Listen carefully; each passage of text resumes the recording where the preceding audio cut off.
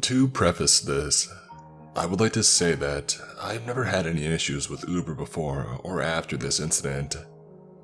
This was simply an isolated incident that was weird and a little scary. I live in a college town, and when I was going to university, I used to take Ubers everywhere that I couldn't walk to. The parking security at my college was ruthless, and I didn't need a ton of parking tickets tacked onto my mounting debt. Not very cost effective, but a surefire way that I would get where I needed to be without losing my parking spot or getting accosted. Anyway, the night of this particular incident, I had been at a friend's house about 5 miles from my dorm. I called an Uber, as usual, and was picked up by a guy in his mid-20s. Followed standard safety procedures, asking his name, checking the license plate, asking what my name was. All clear. Guy is definitely an Uber driver, even has the little lights on top of his car. I get in and immediately, this guy begins conversation. I don't mind talking to my Uber drivers, I figured it's just polite. But this guy starts our drive by asking question after question. There is the standard, where are you from, and are you in college? It's super normal, right? But then, how much do you weigh? This threw me off more than a lot, seeing as that definitely isn't a normal thing to ask a stranger.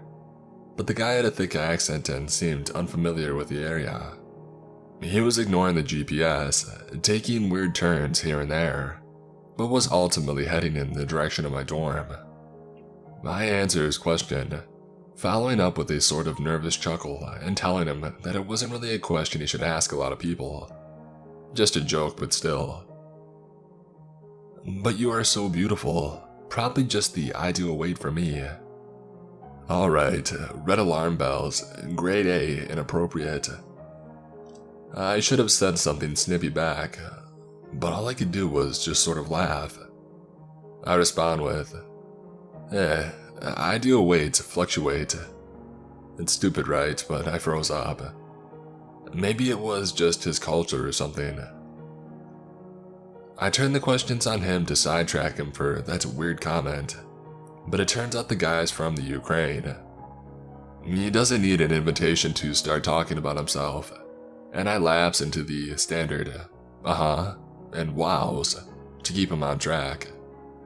Honestly, this trick works really well when you straight up can't avoid someone who might be flirting with you. They get so caught up in themselves that they forget you're listening. However, this guy seemed to take me asking vague questions as me taking interest in him. He started staring at me through his rearview mirror, catching my eyes for uncomfortable amounts of time. He's still driving, but I noticed that we're starting to take a super roundabout way to my dorm. Of course I'm nervous now. The roads are deserted. It's really late and I'm alone. But I try and brush it off as a culture thing again. Maybe I got too chatty, maybe it's my outfit, etc. I pick up my phone and I pretend to text, and this guy takes the cue to pry further. Do you have a boyfriend? Yeah, we've been together for a year. Wow, ever want to try the market out? You're so young. No, we're really happy. That's a shame. Really a shame. You still trying to maintain eye contact, leaning towards the back seat. I hum or something in response, and to my joy, I see we're finally approaching my dorm. The guy super slowly creeps to a stop at the curb, and I belt out the standard, thanks for the ride, I'll rate you 5 stars, and I go for the door handle. But this guy hits the lock button, and I'm locked in. I whip my head around at him, and he's turned all the way around in his seat, seatbelt off and grinning like he just won the lottery. I'm freaked out. Your doors are still locked. He ignores me, still grinning, and asks bluntly for my phone number. I decline as politely as possible, even though I feel like knocking his lights out. No sale. He asks again, this time more forcefully and adding, I would really love to get to know you better. I can meet you right here tomorrow if you want. Once again, I decline, reminding him that I have a boyfriend and he most definitely would not like that. So you're not allowed to have friends? We can't just be friends. A lot of girls around here are friends. At this point, I'm in full-on panic mode. What he said sounded innocent enough, but he was borderline cornering me into his backseat and was boring holes into me with his eyes. I was afraid that he would drive off with me if I said no again, and I had no means of fighting on me. I'm tall, 5'11", but my limbs are like noodles. This dude had biceps like basketballs. There's no way I would be able to fight him off. He asked for my phone number again. I don't decline, but I blurt out, "Unlock your door." He starts to protest, but I repeat myself, pulling the door handle a couple of times. I raise my eyebrows at him and I stare. I said unlock it. Finally, looking crestfallen, he turns back around, slowly puts his seatbelt on, and unlocks the door. I bolt out of the car, slamming the door and break into a sprint until I am safely locked into my dorm. I'm freaked out for another hour or two, but I'm able to go to sleep. I woke up the next morning to a big text from this guy, who told me I was the most beautiful woman he had ever met, and how he wished that I hadn't left the car. Immediately, I block him, and I report his Uber account. I haven't heard anything from this guy since. I'll try to be as brief as possible, even though I have this inclination for long drawn-out texts. I'm a rather muscular ex-military male for reference. So, I was at my friend's house listening to some records on his vinyl player, smoking like animals and drinking just as much. That night, we finished 2 bottles of Bacardi and a bottle of Horilka that I bought from some people in Ukraine. I lived close to him, like 10 minutes by car. It was 4 a.m. A thing I can tell you about me is that I can hold my liquor. It's very hard to get me drunk. And I wasn't drunk.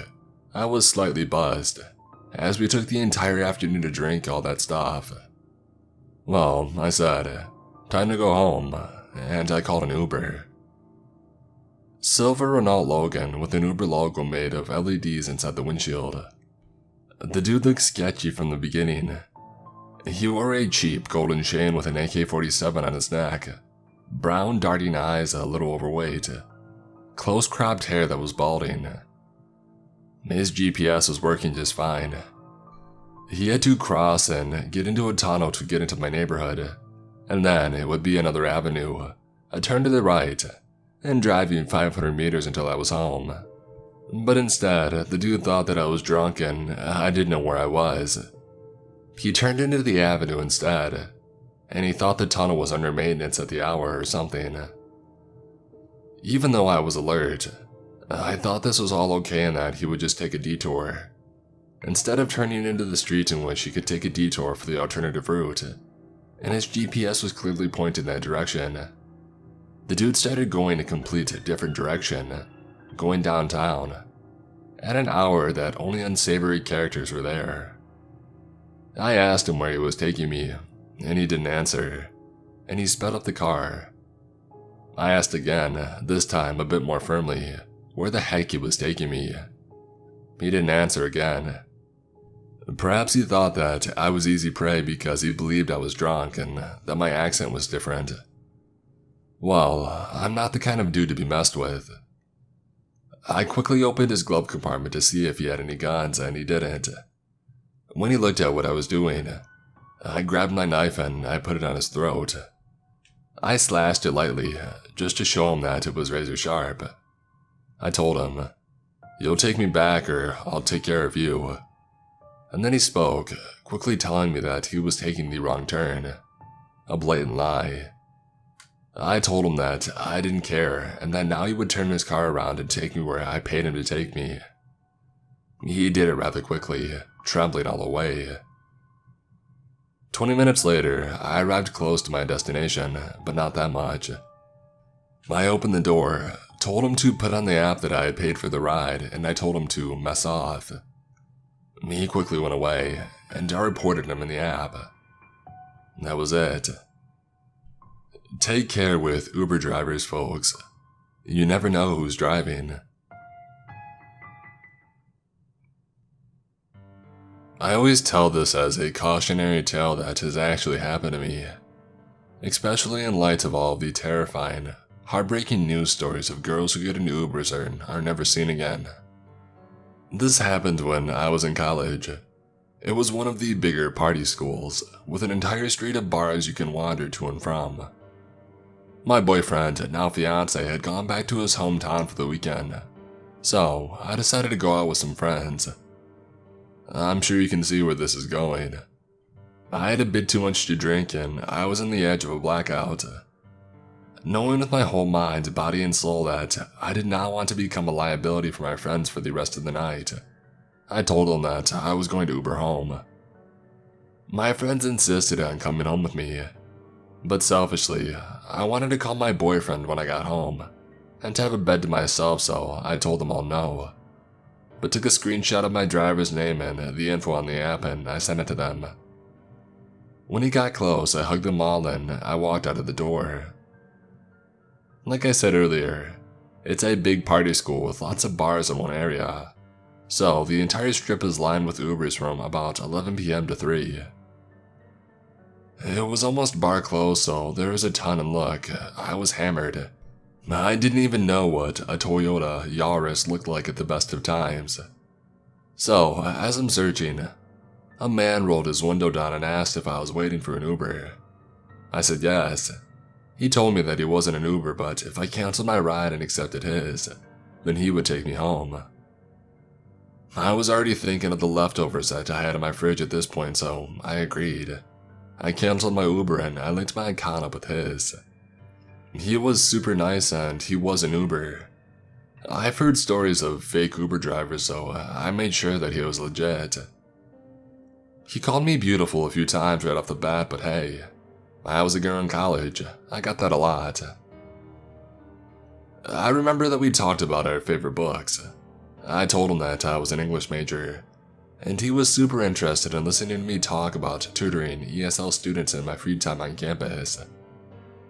He was an immigrant who had to learn to speak English, so we lamented about how awful it is to learn such an intricate language, but how rewarding these successes were in the end.